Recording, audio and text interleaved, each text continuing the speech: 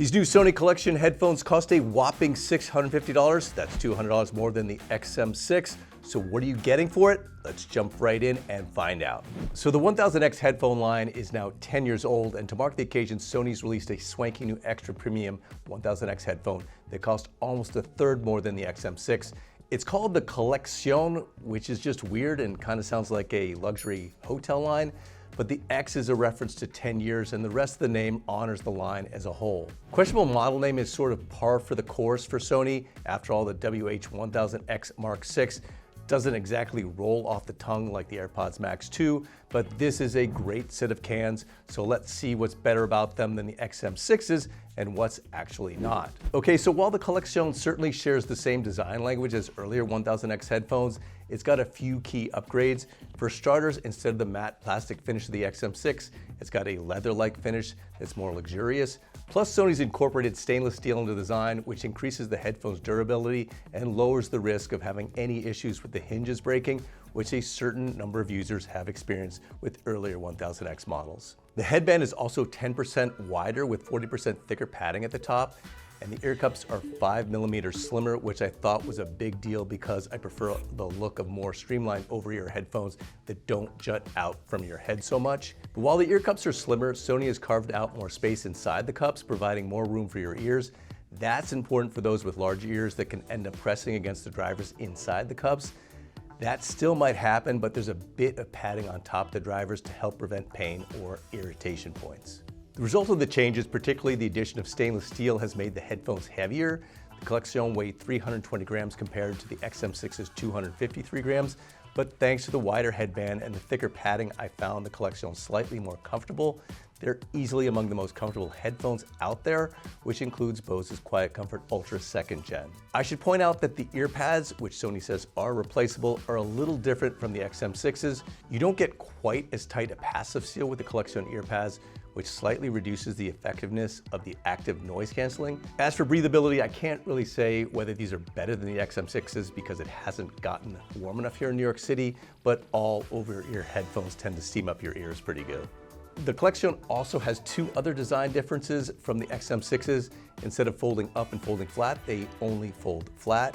In that regard, they're like the XM5s, which have a single, not a dual hinge design. They also have a totally new case. It's a little bigger than the XM6's case, but it has a built-in handle that I liked, along with a magnetic clasp that's similar to the one found on the XM6's case. It has a bit of a purse-like vibe, but it's not nearly as controversial a design as the AirPod Max's case, which has been mocked for looking like a bra. Okay, so those are the design differences. What about performance? Let's start with battery life, which isn't as good as the XM6's. The Collection are rated for up to 24 hours of battery life at moderate volume levels, while the XM6s are rated for up to 30 hours. A 5-minute charge gets you 1.5 hours of battery life, while a 3-minute charge with the XM6 gets you 3 hours of playback time. Sony told me the reduction in battery life is due to the headphone's new unidirectional carbon drivers, which require more energy to drive. While the noise canceling is technically the same as the XM6's, as I said earlier, it's a touch less effective because of the change in the earpad seal. It's still really impressive and among the best out there, rivaling Bose's and Sony's. The voice calling performance is also excellent and the same as the XM6's. Like the XM6, the headphones are equipped with the same 12 microphone system and the QN3 chip, and noise reduction during calls is really good. Callers said they couldn't hear any background noise when I was talking to them from the noisy streets of New York, and they thought my voice sounded relatively clear and natural with only a bit of warbling. Here's a recording I did. All right, I'm in the streets of New York doing a voice recording to give you an idea of how good the noise reduction is and how good the microphones are, whether the quality of my voice sounds good with all this noise going on around me. It's a little bit windy, a lot of traffic, some kids playing in a playground. So that should give you an idea of how good the noise reduction is. On to sound quality, which I'm sure a lot of you are wondering about. Sony says it's done a few things to eke out improved sound quality, including those new unidirectional carbon drivers, an upgraded V3 chip, and optimized circuitry with thicker copper foil. I should also mention these are equipped with Bluetooth 6.0, while the XM6s use Bluetooth 5.3. The increased processing power of the V3 chip allows for Sony's new DSEE Ultimate Digital Processing and 3 modes of spatial upmix for music, cinema, and gaming. I spent a couple of hours comparing these to the XM6s and did notice an upgrade in sound quality. The Collexion sound a little cleaner with more refined treble performance and a bit more depth and detail to the sound with a slightly wider soundstage.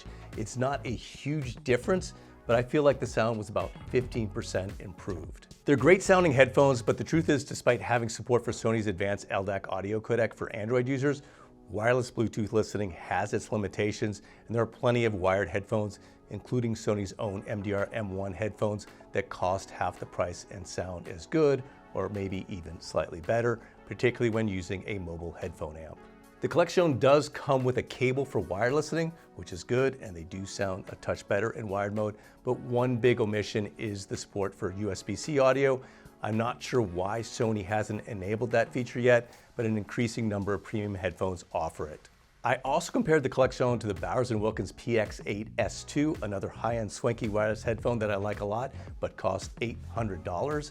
I thought the Collexion was a little more comfortable to wear and measured up well to the PX8 from a sound standpoint. You're not gonna go wrong with the PX8, but I give the overall edge to the Collexion. As for the AirPods Max 2, it has better features for Apple users, but I would choose the Collexion over the Max 2 if price wasn't a consideration. So that's my quick review. I only had a few days with these headphones prior to launch, so I can't say I've thoroughly tested them and still need to spend more time playing around with the spatial audio upmixes and some other features. But the Collexion are the top headphones I've tested this year and easily among the top wireless headphones out there. Obviously, they're also quite expensive, but like what Bowers & Wilkins has done with its flagship PX8S2, Sony is catering to an audience that's willing to pay big bucks for a headphone that is a true luxury vibe and that extra bit of elevated sound quality. Most people can't afford the Collexion, and it's debatable whether it's worth $200 more than the XM6. There's no denying it's a great wireless headphone. As always, let me know what you think about the Collexion in the comments section. I'm interested to hear your thoughts on its name and design and whether you consider getting it over other high-end wireless models, including Sony's XM6. I'm David Carnoy for Cnet. Thanks for watching.